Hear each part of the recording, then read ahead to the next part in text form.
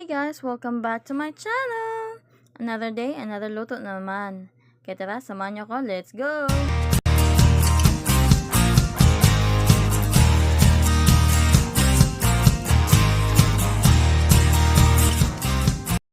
Ang lulutuin po natin for today ay creamy carbonara Filipino style. Siguradong magugustuhan ito ng mga kids. Naghiwa lang pala ako dito ng shrimp at itong breast ng manok. Hiniwa ko lang ng maliliit guys. Ganyan lang kadalaki. Try nyo lutuin ito guys. I'm sure the kids will gonna love it.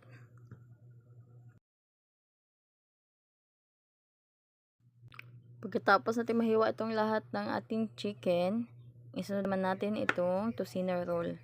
By the way guys, tocino roll nga pala yung gamit ko dito. Ayan, hiwain na natin ng paganyan.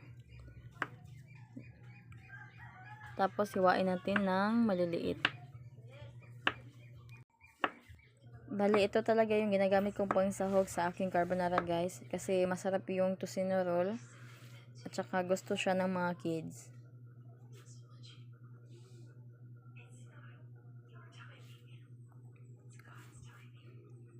Pagkatapos natin hiwaan itong tocino roll, isunod naman natin ang ating mushroom. Hiniwa ko lang rin itong mushroom.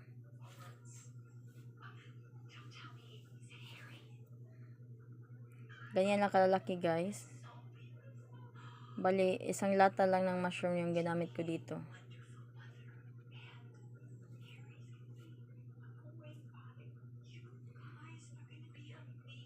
After natin mahiwa itong mushroom natin, isunod natin hiwain ang ating mga lamas. Gagamit lang ako dito ng bawang at saka onion.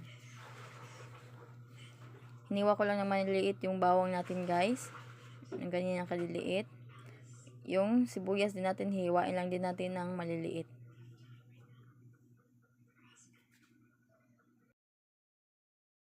Pagkatapos natin hiwain ang ating mga lamas, painitin na natin ang ating kawali. Naglagay lang ako dito ng konting oil. Nilagay ko lang dito ang ulo ng ating shrimp. Gisayan lang natin yung ulo ng ating shrimp hanggang sa lumabas yung juice niya. Ayan, piniga-piga ko lang yung ulo guys. Para lumabas talaga yung juice niya. Ayan, okay na yan. Hanguin na natin. Pagkatapos nating hanguin ang ulo ng ating shrimp, ilagay na natin ang ating butter. Kalahati lang pala ang ginamit ko itong butter guys. Tunawin natin yung butter at ilagay natin yung ating bawang. Lutuin na natin ang mga ilang minuto itong bawang. Isunod natin ilagay ang ating onion. Ayan, luto na ang ating bawang at ang ating sibuyas. Ilagay natin ang ating manok. Halo-haloin. Lutuin lang natin ang ating manok ng mga ilang minuto. Saka natin ilagay ang ating ibang pang sangkap. Takloban. Ayan, mukhang luto ng ating manok. Isunod natin ilagay ang ating ibang sahog. Ayan, ilagay ko lang itong hiniwa natin kaganiha na tocino roll. Ayan, halo-haloin natin ng mabuti hanggang sa maluto itong ating tocino roll.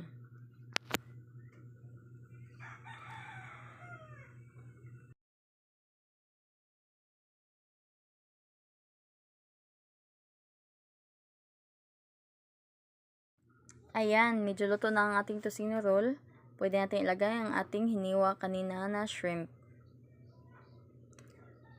Medyo hinulo ko lang yung ilagay ang ating shrimp guys kasi para hindi siya gaanong maluto.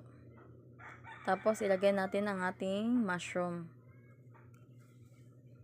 Haluin lang mabuti tapos takpan. Ayan, kumukulo na. Haluin lang ulit.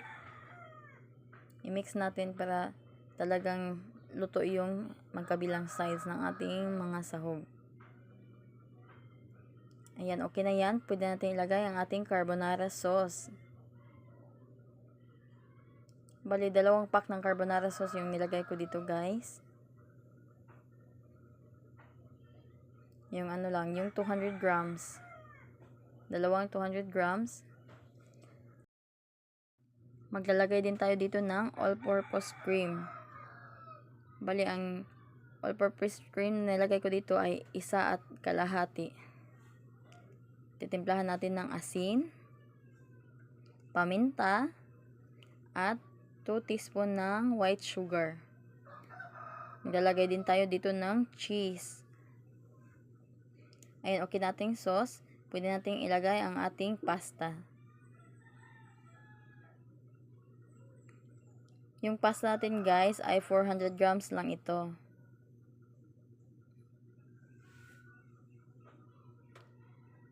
Ayan, halo-haluin lang ng mabuti. Masarap ito, guys. Siguro magugustuhan ito ng mga kids niyo. Nung nasubukan ito ng papa ko, ayun, gusto na niya carbonara palagi ang niluluto pag may handaan.